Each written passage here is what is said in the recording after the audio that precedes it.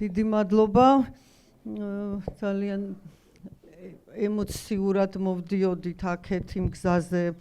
გომბორის, რომელსაც ბავშვობიდან გავდიოდით. რა თქმა უნდა, პირველი სახელი, რომელსაც ვახსენებ, რომელიც უკვე ახსენა სიმონმა, იქნება რა თქმა უნდა ზაირა არსენიშვილი და კიდევ იმიტომ, რომ მის სახლში გავიდა ჩვენი ბავშვობა, ჩემი და ჩემი დის ნადიკვრის ქუჩაზე და ქათინაურები კახეთს და თელავს მე მგონი არ ჭირდება, ადვილია და ნამდვილად იცით ყველამ როგორ მხარეშიც ცხოვრობთ. და რახან წარსულთან ავტომატურად ვკავშირდებით და ზაირას ვახსენებ, მინდა პირველი ის ვთქვა, რომ როგორი გარემო იყო ზაირას გარშემო, იქ იყვნენ ეს მეგობრები, იყო ნანახატის კაცი, თეატრის წესით თელავისთვის ძალიან მნიშვნელოვანი ადამიანი, ხო უკვე თაობების ამბავია, მაგრამ რომელ თაობასაც წარმოვადგენთ. და ეს მეგობრები ცხოვრობდნენ, შემიძლია ვთქვა, ძალიან ნამდვილი დიდი ღირებულებებით, იქ იყო წარსული ტრადიციები, ზაირადან გამომდინარე კახეთის ისტორია, დეტალები ძალიან ბევრი, იქვე საერთაშორისო უცხოური ლიტერატურა, პოეზია, ყველაფერი ერთად. თითქოს ეს რაღაცნაირი შეიძლება ჩანასახი იყო ევროპული საზოგადოების, მაგრამ რა ძალიან მნიშვნელოვანია, ეს იყო სრულიად პარალელური საზოგადოება, ეს იყო საბჭოთა კავშირი მე-20 საუკუნის მეორე ნახევარი, როდესაც ყველაფერი გაჯერებული იყო გარეთ სიყალბით, გარეთ იყო სხვა ლოზუნგი, ჩვენ ამაში გავიზარდეთ, ეს არ უნდა დაგვავიწყდეს. ერთი რამე მინდა ვთქვა, რომ მე რო აქ ეხლა რასაც უკვე ვისმენდი ბოდიში, მაგრამ ისეთი გზნობა დამრჩევ, თითქოს ესენი უკვე გავისტუმრეთ და მე კიდე იმაზე ვღელავ, როგორ გავისტუმროთ, ხო და ესეც მნიშვნელოვანია, ამიტომ როგორც საზოგადოების წევრი, ეს ჩემთვის ძალიან მნიშვნელოვანია, რას გავაკეთებთ და როგორ მივალთ მე აქამდე და აი ეს ძალიან მეშინია, რომ ადვილად არ შევეგუოთ ამ სიყალბეს. სადღაც გვაქვს ჩადებული ეს ორმაგი სტანდარტი, რომ როგორც მაშინ რაც იყო ის ტყვილი ლოზუნგები და შიგნით იყავი კარგი გულწრფელი საინტერესო მართლა სახლში ასე ვთქვათ, ხო? აი ესე დღეს ეს თავრობა რო გვეუბნება, რომ დანია არის ცუდი ქვეყანა, გერმანია გაღარიბდა, საფრანგეთში ტრადიციებს არ იცავენ, როგორ შევეწინააღმდეგოთ ამას და როგორ და აქედან გამომდინარე ვფიქრობ, რომ სანამ კითხვებს დავუსვავთ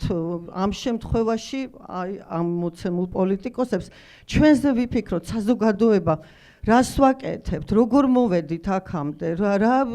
დავსვით უკვე ეს კითხვები, სანამ ამ ადამიანებს ვეტყვით გაისად თუ რამდენ წელიწადში რომელი რეფორმა საათზე დახედვით, რა ტემპში განვითარდება, რა თქმა უნდა, ესეც უნდა ვკითხოთ, მაგრამ მაინც საერთოდ ადამიანებმა უნდა პირველ რიგში ჩვენ თავს ვკითხოთ, რა დუმილით, როგორ მოვედით აქამდე, ხო და როგორ გამოვხატოთ უფრო ხმამაღლა და მე ისინიც მოგვისმენენ, მათ მაშინ კი არ უნდა ვუთხრათ მათ, ანუ ამ შემთხვევაში თქვენ ან სხვა პოლიტიკოსებს, იმ დღეს კი არ უნდა ვუთხრათ, რომ ეხლა ესე უნდა იყოს, არამედ ჩვენ უნდა შევძლოთ, შევქმნათ ისეთი საზოგადოება, როცა ისინი ვალდებულები იქნებიან, ხო ჩვენგან უნდა მომდინარეობდეს ეს ყველაფერი, არა მოთხოვნა პირდაპირ, არამედ აი ჩვენ რა გამოვტოვეთ ამ მე-20 საუკუნის, კიდევ ერთხელ ვამბობ მეორე ნაწილში, როდესაც მთელ ევროპაში იქმნებოდა სამოქალაქო საზოგადოება, ხო? იქმნებოდა ქალების უფლებების დაცვის, ბავშვების, შეზღუდული შშმ პირების უმცირესობების, ჩვენ არა გვაქვს ამის გამოცდილება და აი ეხლა ძალიან მწვავედ დავდექით აი ამ ფაქტების წინაშე. კიდევ ერთხელ რომ ვახსენო და მივუბრუნდე ზაირა არსენიშვილის მოთხრობას ცოლმა-ქმარი დაიტირა, 2008 წელს გადავიღეთ ეს ფილმი, ცოტა ხნის დაწერილი ქონდა ზაირას და ძალიან სამწუხაროა, რომ ეს ფილმი ძალიან აქტუალურია დღესაც და კიდევ უფრო ერთი წვეთით არ იკლებს აქტუალობას.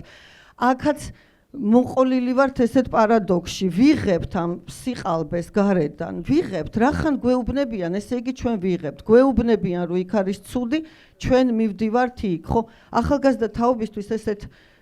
პარადოქსში და ესეც სიყალბეში ცხოვრება დარწმუნებული ვარ, რომ ძალიან რთულია, რომ ეს ფსიქოლოგიო უნდა როგორღაც გავარღვიოთ, რომ გავხდეთ მართლა, აქ ყველაფერი უკვე ნათქვამი იყო ნათქვამი არაგულწრფელობა, ფარისევლობა და ასე შემდეგ. რადგან კინოსფეროს წარმოვადგენ, აუცილებლად უნდა ვთქვა, რომ ძალიან ზოგადი არ იყოს ყველაფერი, რომ რა ხდება, ესეც უკვე ნათქვამი იყო, ეს პარტიული ერთგულება, სრულიად მოთხოვნაა დღეს და მოდით ვთქვათ, როგორ უნდა იყოს, რადგან რაც არის მართლა ვიცით, რა გვინდა ჩვენ, რა გვინდა კინოში, გვინდა რომ ნებისმიერ თელაվել ახალგაზრდას, როდესაც ექნება სურვილი ისწავლოს, გადაიღოს ფილმი, მოყვეს თავისი ამბავი, ეს აუცილებლად ის ამბავი უნდა იყოს, რომელიც მას აწუხებს, ანუ ალბათ რაიმე კრიტიკული და ეს აუცილებლად უნდა დააფინანსოს სახელმწიფომ. ეს არის მთავარი, ეს არის სახელმწიფო ფული. სახელმწიფო ფული არ შეიძლება ემსახურებოდეს სახელმწიფოს ქებას, ხომ? და აი მან გვაქვს ძალიან დიდი პრობლემა და რო გავარღვევთ ამას, მე რაღაცნაირად ყველაფერი დადგება, ვფიქრობ და მე უკვე ყველა თავის პროგრამას, რომელიღაც პროგრამა უკეთესი იქნება, მაგრამ ჩვენ ეს მოგვეთხოვება. და რა ვიცი, ესე რომ მოვდიოდი სიმბოლურად, მინდოდა მაინც მეთქვა, რომ პატარები რო ვიყავით, აი 8 წლოვან ჭადარს ესე ვაჭდობდით ხელებს და ძალიან გვიხაროდა თუ მოგწდებოდა, ვინმე თუ შემოგვიერთდებოდა ან ერთი იქვე მყოფი ბავშვი, ან ჩვენ არ ყოფნიდით, რა თქმა უნდა, და აი რომ მოვიდოდა ის ხელი, რომ ჩაკიდებდი იქიდან მოსვლოს, ეს ჯერ მე და ქეთი ვიყავით, მე ჩვენი შვილები, ზაირა არსენიშვილის რაღაცა ღიმილის და აი ამ სიყვარულის, კახეთის და მთელი სამყაროს ღიმილის ქვეშ ვიყავით და ძალიან დიდ ბედნიერებას იწვევს აი ეს ჩაკიდებული ხელი ბოლო, როდესაც მოგწდება და აი ესე უნდა გავარღვიოთ ეს ყველაფერი ერთად. დიდი მადლობა. შეხედეთ? სუსტად ჩავჭირდა.